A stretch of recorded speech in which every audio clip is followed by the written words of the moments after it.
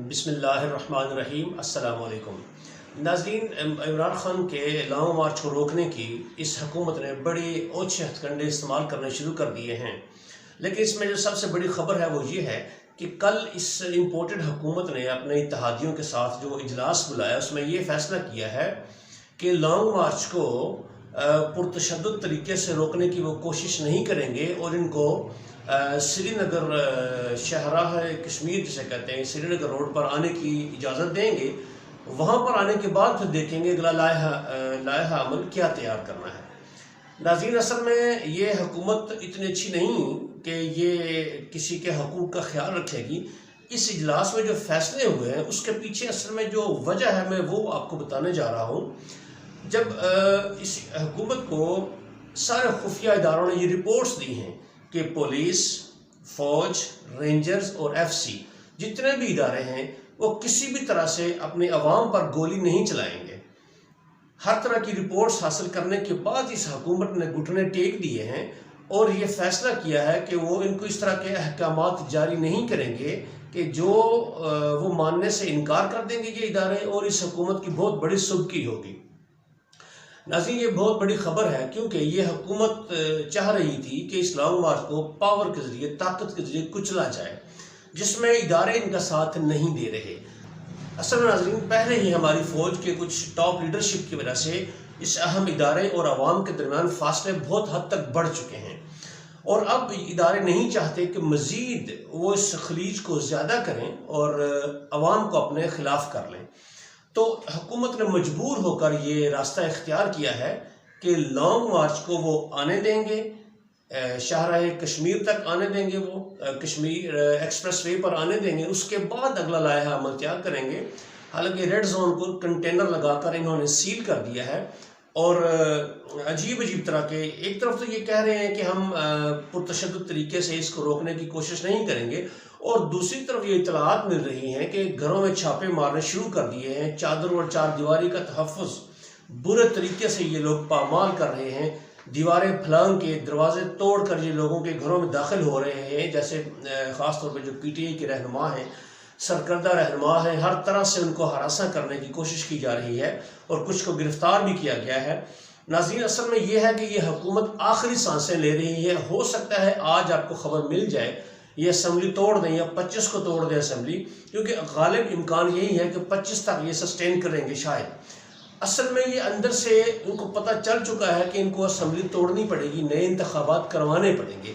लेकिन शर्मिंदगी के बायस जो वादे कर चुके हैं ये लोगों के साथ, उन वादों लोगों के साथ मतलब अमेरिका के साथ या अपने जो लोग हैं उनको जो सब्ज़ बाग दिखाए थे इन्होंने, वो असल में पूरे होते हुए इनको नज़र नहीं आ रहे और उस वजह से इनकी आपस में इख्तलाफात बहुत ज़्यादा हद तक बढ़ चुके हैं, जिसमें शहबाज शरीफ और नवाज शरीफ के आपस के इख्तलाफात हैं कि नवाज शरीफ कह रहा है कि जी ये हुकूमत तो आ गई लेकिन हमें क्या फ़ायदा मिला, मेरे तो सारे केस वैसे के वैसे पड़े हैं, मेरी बेटी जो मरीम नवाज है उसका पासपोर्ट अभी तक नहीं मिला, उसके ऊपर सारे केस वैसे के वैसे हैं। सर शहबाज और हमजा जो है ये दोनों अपने केसेस को ख़त्म करने के लिए दिन रात कोशिश कर रहे हैं और इस तरह के इक़दाम कर रहे हैं कि वो अपना मुस्तकबिल को महफूज बनाने के लिए दिन रात कोशिश कर रहे हैं। जबकि नवाज शरीफ और उसकी बेटी मरियम, उसके केसेस में किसी तरह का कोई रिलीफ नहीं मिल रहा। एक तो इख्तलाफात की बड़ी वजह यह है वो इसलिए नाज़रीन कि इनको सिर्फ ज़ाती मफादात अजीज़ हैं, ये मुल्क की मफाद या अवामी मफाद की खातिर तो ये कोई काम नहीं कर रहे। एक तो रीज़न ये है। दूसरा, अब ये सिर्फ एक ज़िद्दी बच्चे की तरह ज़िद कर रहे हैं कि हम हुकूमत नहीं छोड़ेंगे, हम अपनी मुद्दत पूरी करेंगे।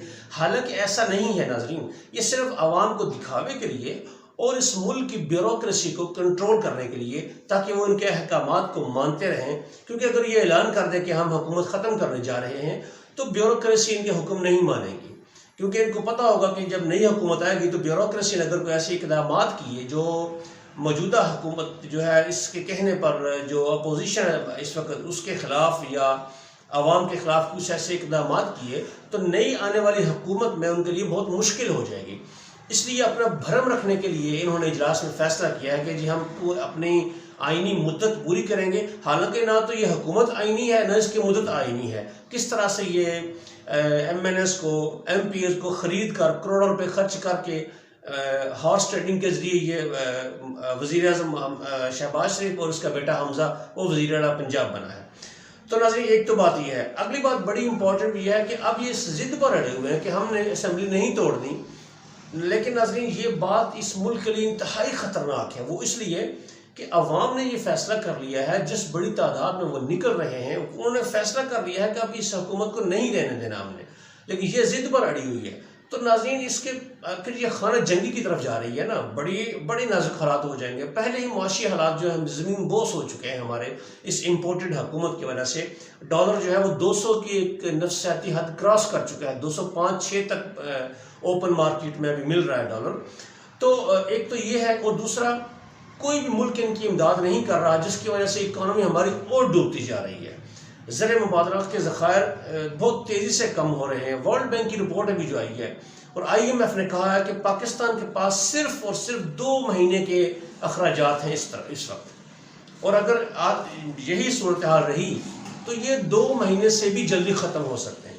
इसका मतलब ये है कि अगर पाकिस्तान चलता रहे इस तरह जिससे ये चोर और डाकू इसको चलाने की कोशिश कर रहे हैं, तो 2 महीने के बाद हमारे पास बाहर से ना पेट्रोल खरीदने के लिए पैसे होंगे, ना गैस खरीदने के लिए पैसे होंगे, बाहर से कोई चीज़ हम इंपोर्ट नहीं कर सकेंगे, हमारे पास डॉलर नहीं होंगे और ये मुल्क बैंकरप्ट हो जाएगा, ये दिवालिया हो जाएगा ये मुल्क हमारा। अल्लाह ना करे कभी ऐसा हो।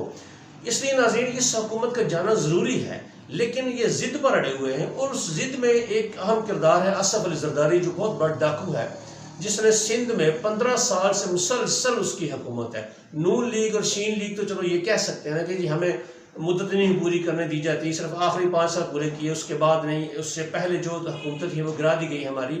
लेकिन आसिफ जरदारी तो ये बात नहीं कर सकता। सिर्फ 15 साल हो चुके हैं हुकूमत करते हुए सिंध पर, और सिंध के हालात आप देख लें किस तरह के हैं।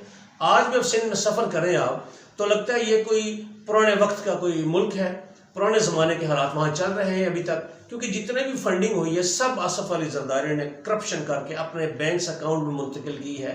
सारा का सारा पैसा करप्शन के नज़र कर दिया, और मुल्क के हालात ये हैं। अब भी देखें इन अहकामात, ये जो मेंबरान असम्बली ने जिनको ख़रीदा गया, PTI के मेंबरान असम्बली, सारा पैसा आसिफ अली जरदारी ने सिंध से लाया पैसा। तो ये तो जो उसको फंड मिलते हैं ये तो सारे इस कामों पर खर्च करता है, अवाम की फलाह बहबूद के लिए तो ये बिल्कुल खर्च नहीं करता। अवाम के लिए फैसला करना अब बहुत आसान हो गया है कि इस मुल्क के डाकू, करप्ट और दुश्मन कौन है और इस मुल्क का खैर ख्वाह कौन है। ये 14 जमातें मिलकर अभी एक बात कर रही हैं कि हमने इस अपनी आईनी मुद्दत को पूरा करना है, हालांकि जो मुमकिन नहीं नज़र आ रहा है। 1-2 दिन में ये असम्बली तोड़ने जा रहे हैं, तोड़नी पड़ेगी इनको असम्बली। जब लॉन्ग मार्च के एक अवाम का जमे गफ़ीर जब इस्लामाबाद की तरफ रवाना होगा, जब वहाँ पहुँच के वो डेरे डाल देंगे, और प्लानिंग ये की है उन्होंने कि पूरे पाकिस्तान में हर शहर में वो एहतजाज करके पूरे मुल्क को जैम कर देंगे। तो नाज़रीन ये सूरत हाल को ये हुकूमत किसी भी तरह से फेस नहीं कर सकेगी, ना बर्दाश्त कर सकेगी इसको, क्योंकि ये पहले ही 1 या 2 वोटों की जो अक्सरियत में ये हुकूमत खड़ी है, पंजाब की भी और ये भी। पंजाब की हुकूमत तो कानूनी तौर पर तो वो ख़त्म हो चुकी है, क्योंकि वो अक्सरियत खो चुकी है अभी, जब से इलेक्शन कमीशन ने 25 लोटों को नाअहल करा दिया है। लेकिन नाज़रीन इसके बावजूद ये ढीठ बनकर इस मुल्क का बेड़ा गर्क करने पर तुले हुए हैं, सिर्फ अपनी ज़िद में और अपनी अना में। हालांकि खुद ये बता रहे हैं कि इमरान खान की हुकूमत ने जो इक़दाम किए वो बहुत बेहतरीन थे, मुल्क बहुत अच्छा चल रहा था। लेकिन यार बहुत दुख होता है यहाँ हमें न्यूट्रल्स पे, जो कहते हैं हम न्यूट्रल्स हैं, उन पर बहुत दुख होता है, और मेरे ख्याल में कौम कभी उनको माफ़ नहीं करेगी इस मुल्क में जो उन्होंने इस वक्त सियासी टर्माइल क्रिएट कर दिया है, मुल्क को तबाही की तरफ लेके जा रहे हैं। और अब भी बहुत स्लो स्पीड से, बहुत आहिस्ता आहिस्ता लगता है जैसे वो रिकवर करने की कोशिश कर रहे हैं, लेकिन जो उनके एक्शन हैं और जो उनकी बातें हैं, मैं न्यूट्रल्स की बात कर रहा हूँ और साथ इम्पोर्टेंट हुकूमत को भी शामिल कर लें, उनकी बातें कुछ और हैं। इमरान खान को लॉलीपॉप देते हैं कि आप रुक जाएं। आखिरी जो प्रेस कॉन्फ्रेंस की उन्होंने लॉन्ग मार्च की डेट देने के लिए, उसके दौरान भी उनको कॉल की गई कि आप ऐलान अभी तक ना करें। असल में वो एक चालाकी कर रहे हैं कि अवाम के जो इस वक्त जो उनका रुझान है, जो उनके जज्बा है, उसको ठंडा कर दिया जाए, उसको स्लो डाउन कर दिया जाए। तो इसलिए वो लॉन्ग मार्च को रोकने की कोशिश कर रहे थे।